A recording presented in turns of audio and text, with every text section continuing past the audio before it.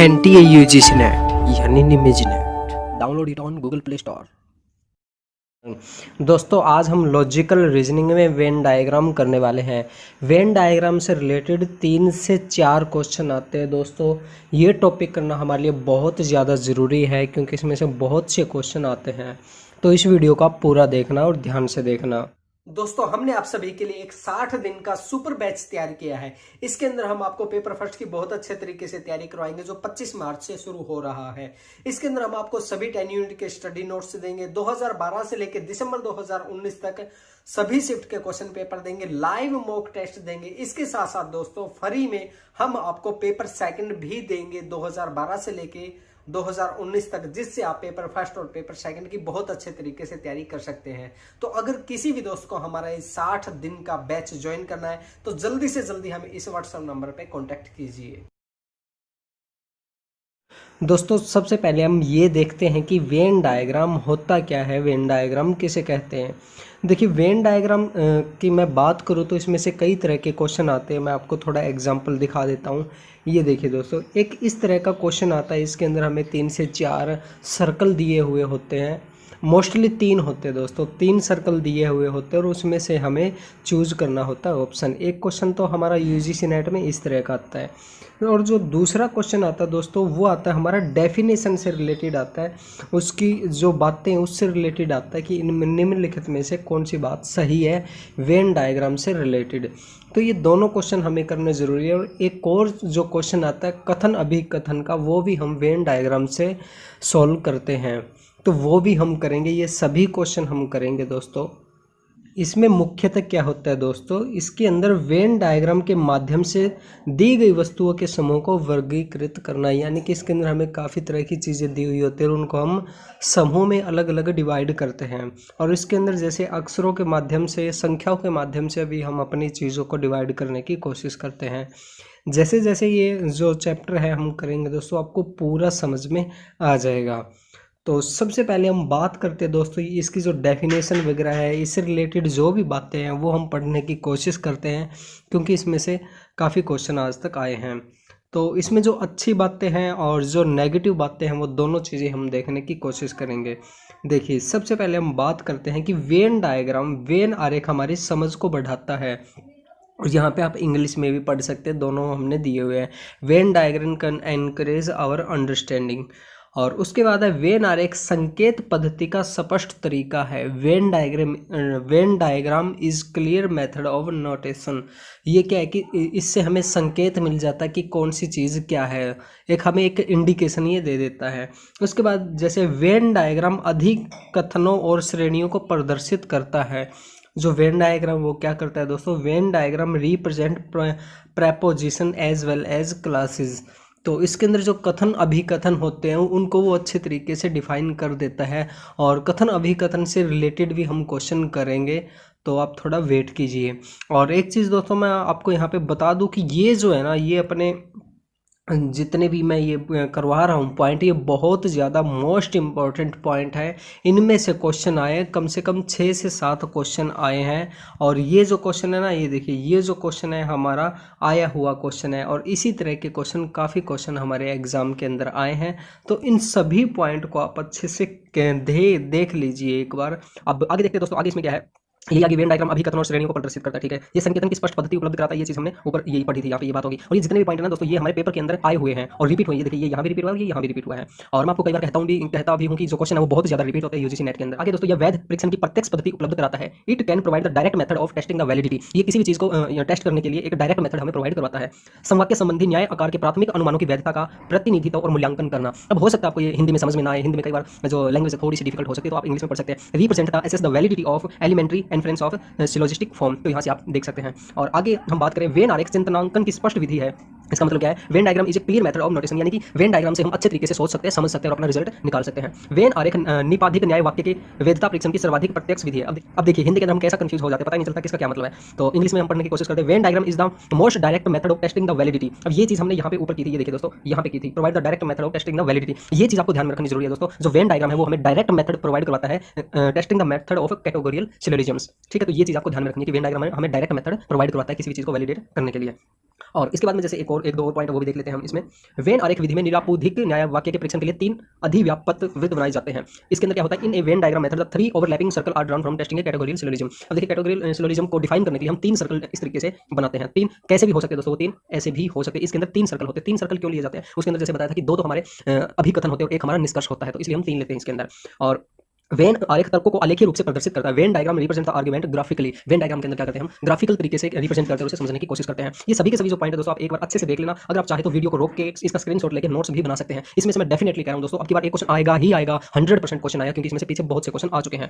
तो ये पूरे सभी के सभी पॉइंट आप अच्छे से कर लेना। और अब एक और जो पॉइंट आता है दोस्तों इसके अंदर ये आता है कि वेन डायग्राम में कौन सी बात सही नहीं है, ये हमें देखना है। सबसे पहली जो मोस्ट इंपॉर्टेंट बात आती है दोस्तों, ये आती है यह वैध या अवैध हो सकता है। ये बात इसकी गलत है, ये इनवैलिड यानी कि गलत है, ये सही बात नहीं है। जो वेन डायग्राम है वो ना ही तो वैध हो सकता है और ना ही अवैध हो सकता। तो जहां भी आपको में ये दिखाई दे कि यह वैध या अवैध हो सकता है, तो इसका मतलब क्या है कि ये गलत चीज है वेन डायग्राम से रिलेटेड। और आगे दोस्तों इसमें निरपेक्ष न्याय वाक्य के मानक रूप के 2 आधार वाक्यों के लिए परस्पर व्यापक 2 वृत्तों की आवश्यकता होती है। अब ये देखिए इसके अंदर कहा है कि जो हम सिलोजिज्म को, जो कैटेगोरियल सिलोजिज्म है उसको डिफाइन करने के लिए हमें 2 वृत्त की आवश्यकता होती है, लेकिन नहीं दोस्तों, जहां पे वेन डायग्राम की बात है वहां पे हम 3 सर्कल की बात करते हैं, तो ये इसकी बात गलत है। 2 का यूज नहीं करते, हम 3 का यूज करते हैं। तो ये दोनों के दोनों पॉइंट हमारे क्वेश्चन पेपर में आ चुके हैं और मैं दिखाऊंगा आपको आगे, तो उसमें देखना। चलिए मैं ये दिखाई देता हूँ आपको। ये जो क्वेश्चन है ये देखिए दोस्तों, ये रहा। नीचे दिए गए कोटों में से किसमें केवल सही कथन समाविष्ट है, कौन सा कथन सही है वो हमें बताना है। तो इसमें आप देख सकते हैं answer B, A B D, यानी कि ए बी और डी ये सही है। ठीक है, यहाँ पे आप देख सकते हैं वेन आरेख तर्कों को आलेखीय रूप से प्रदर्शित करता है। यहाँ पे आप इंग्लिश में देख सकते हैं Venn diagram represent the argument graphically. Option 2 Venn आरेख हमारी समझ को बढ़ाता है, बिल्कुल सही। Venn diagram can encourage our understanding, बिल्कुल सही। उसके बाद डी वेन आरेख संकेत पद्धति का स्पष्ट तरीका है। Venn diagram is a clear method of notation, ये बात भी बिल्कुल सही है। लेकिन जो ऑप्शन नंबर सी है दोस्तों, वेन आरेख को वैध या अवैध कहा जा सकता है, ये चीज गलत है। तो ये चीज आपको ध्यान में रखनी है और इससे रिलेटेड और भी हम क्वेश्चन इवनिंग को करेंगे। और अब बात आती है दोस्तों वेन डायग्राम से रिलेटेड जो ग्राफिकल तरीके से जो हमारे क्वेश्चन आते हैं इस तरह से, उनको हम किस तरह से करेंगे ये भी हम थोड़ा समझ लेते हैं। देखिए सबसे पहले नीचे कुछ आकृति दी है, उनको हम समझने की कोशिश करते हैं। ये देखिए ए में क्या दिया है कि 2 सर्कल हमें यहाँ पे दिख रहे हैं, एक सर्कल दूसरे सर्कल के अंदर है। ये दिया गया आरेख यह दर्शाता है कि एक वर्ग दूसरे में पूर्णतः समाहित है लेकिन मिला जुला नहीं है। अब देखिए हम ये मान लेते हैं, ये मान लिया हमने x और ये मान लिया हमने z, ये मान लिया z मान लिया हमने, ठीक है। जो x है ये z के अंदर पूरा का पूरा समाहित है, लेकिन ये दोनों एक दूसरे से मिले जुले भी नहीं है, ये एक दूसरे में समाहित है। ये चीज हमें समझने की जरूरत है, ठीक है। अब हम b देखते हैं। b के अंदर देखिए, b के अंदर इस तरीके से ये हमें दिए हुए हैं, मिले जुले हुए दिए हुए हैं। ये एक दूसरे के अंदर पूरी तरह से समाहित नहीं है लेकिन मिले जुले हुए हैं। ये देखिए दिया गया आरेख यह दर्शाता है कि कोई भी वर्ग एक दूसरे में पूरी तरह समाहित नहीं है, लेकिन दोनों में कुछ समान सदस्य हैं। अब देखिए इसके अंदर ये मान लेते हैं कि ये a है और ये हमारा b है, तो इन दोनों में ये जो चीज़ है दोस्तों ये कॉमन चीज़ है दोनों की, और बिल्कुल पूरी तरह से एक दूसरे में समाहित नहीं है लेकिन कॉमन चीज़ में है। ये चीज़ आगे समझ में। अब देखते हैं, अब इसके अंदर जैसे ये है, इसके अंदर 2 जो सर्कल है वो हमारे बिल्कुल अलग दिए हुए हैं, तो इनका मतलब ये है कि इनमें कोई भी सदस्य समान नहीं है, इन दोनों के अंदर कोई भी सिमिलरिटीज नहीं है, कोई भी कॉमन चीज इनमें नहीं है। अब इन्हीं के बेस पे दोस्तों हम क्वेश्चन करने की कोशिश करते हैं। अब चलिए दोस्तों इसके बेस पे हम क्वेश्चन करने की कोशिश करते हैं और समझते हैं कि हमारे जो क्वेश्चन है वो किस तरह से होंगे। और एक चीज दोस्तों मैं आपको यहाँ पे बता दूं कि ये जो चीज हम दिखा रहे हैं आपको, यहाँ पे आप देख रहे हैं कि 2 सर्कल यूज कर रहे हैं, लेकिन हमने ऊपर बात की थी कि 3 सर्कल यूज करते हैं। 2 सर्कल हम यहाँ पे केवल और केवल आपको समझाने के लिए यूज कर रहे हैं, ठीक है। और अभी जो रियल क्वेश्चन आए वो भी आपको दिखाएंगे। अब देखिए इसमें एक छोटा सा एग्जाम्पल लेकर चलते हैं जिससे आपकी समझ बढ़ेगी। यहाँ पे हमें 2 सर्कल दिए हुए हैं और जैसे A B C E D ये क्या कि अंग्रेजी पढ़ने वाले हैं और D E F ये गणित पढ़ने वाले छात्र हैं। अब देखिए इसमें देखते क्या है, उपरोक्त चित्र में हमें क्या दिया हुआ है, केवल अंग्रेजी पढ़ने वाले A B C है। अब देखिए जो छात्र केवल और केवल अंग्रेजी पढ़ते हैं वो कौन से हैं, A है, B है और C है। ये ऐसे स्टूडेंट है जो केवल और केवल अंग्रेजी पढ़ते हैं। और आगे देखते हैं हम इसमें केवल गणित पढ़ने वाले F है, जो ओनली केवल और केवल गणित यानी कि मैथ पढ़ते हैं वो क्या है दोस्तों, वो F है। और उसके बाद में दोनों पढ़ने वाले छात्र कौन से हैं, D और E। जो छात्र अंग्रेजी भी पढ़ते हैं और गणित भी पढ़ते हैं वो कौन से हैं, D और E छात्र है। तो मैं उम्मीद करता हूँ यहाँ से आपको ये जो ग्राफ है और ये बातें समझ में आई होगी, क्योंकि इन्हीं के बेस पे हमारे आगे क्वेश्चन होंगे। तो चलिए अब हम अगला क्वेश्चन करके देखते हैं। अब देखिए ये हमारा क्वेश्चन आया था, ये क्वेश्चन करके देखते हैं। कौन सी संख्या भारतीय अध्यापकों को दर्शाती है जो वकील भी है, वो हमें देखना है, ठीक है। तो सबसे पहले हम देखते हैं भारतीय कौन से हैं। भारतीय 1 है, 2 है, 3 है, 4 है। उसके बाद में वकील कौन कौन से हैं, 7 है, 6 है, 3 है और 2 है। उसके बाद में अध्यापक कौन कौन से हैं, 5 है, 6 है, 3 है और 4 है। अब हमें क्या देखना है कि भारतीय, सबसे पहले भारतीय होना चाहिए, अध्यापक होना चाहिए और जो वकील भी है, जिनके अंदर तीनों के तीनों गुण हो, जो भारतीय भी हो, वकील भी हो और अध्यापक भी हो। तो ऐसी कौन सी संख्या है इसके अंदर, आप बताइए। इसके अंदर हमारी संख्या 3 है दोस्तों, ये देख सकते हैं आप। ये बीच की संख्या, इनके अंदर तीनों के गुण है, भारतीय भी है, अध्यापक भी है और वकील भी है। तो इस तरीके से हम बिल्कुल आसानी से क्वेश्चन कर सकते हैं। और अगर क्वेश्चन नंबर 1 में ये पूछा जाए कि ऐसी कौन सी संख्या है जो केवल और केवल अध्यापक को प्रदर्शित करती है, तो वो आंसर बताइए दोस्तों, वो क्या होगा। सभी के सभी दोस्तों इसका आंसर देना, मैं समझूंगा, मेरे को पता चलेगा कि आप कितना समझ रहे हैं कि ऐसे कौन सा नंबर है जो केवल और केवल अध्यापक है। इस क्वेश्चन का दोस्तों आंसर आप सभी बताना, क्वेश्चन नंबर 1 का आंसर क्या होगा। अगर इन ऑप्शन में नहीं भी दिया ना तो भी आप कमेंट बॉक्स के अंदर अपना आंसर टाइप करना, ठीक है। आंसर 1 होगा, 7 होगा, 5 होगा, 3 होगा, 6 होगा, जो भी होगा वो आप आंसर टाइप करना, जिससे मेरे को पता चले कि आप कितना सीख रहे हैं। दोस्तों अब हम अगला क्वेश्चन देखते हैं। नीचे दिए गए चित्र को ध्यानपूर्वक देखिए और उस क्षेत्र को पहचानिए जो ऐसे युवाओं को दर्शाता है जिनके पास रोजगार तो है पर शिक्षित नहीं है। अब देखिए इसमें क्या कहा है, ऐसे युवाओं को दर्शाता है जिनके पास रोजगार तो है लेकिन शिक्षित नहीं है। पहले हम इस पूरे ग्राफ को देखते हैं। देखिए ये है यूथ यानी कि युवा है हमारे पास, ये पढ़े लिखे हैं और ये है रोजगार है जिनके पास। अब देखिए यूथ कौन कौन से, यूथ में कौन कौन से आते हैं, 1 आता है, 2 आता है, 5 आता है, 4 आता है। उसके बाद में हमारे पास जैसे पढ़े लिखे कौन कौन से आते हैं, 3 आता है, 6 आता है, 5 आता है, 2 आता है। उसके बाद में रोजगार किन किन के पास है, 7 आता है, 6 आता है, 5 आता है और 4 आता है, इनके पास रोजगार है। अब हमें ये देखना है ऐसे युवा, सबसे पहले हमें युवा देखने हैं, तो ये जो सर्कल है इसमें देखना है युवा जिनके पास रोजगार तो है, यानी कि जो इसमें भी कॉमन और इसमें भी कॉमन हो, इन दो के अंदर कॉमन हो, लेकिन शिक्षित नहीं है, यानी कि जो पढ़े लिखे नहीं है, वो हमें देखने हैं ऐसे। तो इसका जो आंसर आएगा वो क्या आएगा दोस्तों, आप बताइए इसका क्या आएगा। देखिए इसका आंसर हमारा आएगा 4 आएगा। अब देखिए मैंने कहा था कि इसमें और इसमें जो कॉमन है वो चीज़ हमें देखनी है, जो युवा है और रोजगार है जिसके पास में, लेकिन शिक्षा नहीं है, यानी कि पढ़े लिखे नहीं है। तो जो नंबर 4 जो है, बी जो ऑप्शन है वो हमारा बिल्कुल राइट हो जाएगा। तो इस तरह से दोस्तों बिल्कुल आसानी से हम क्वेश्चन कर सकते।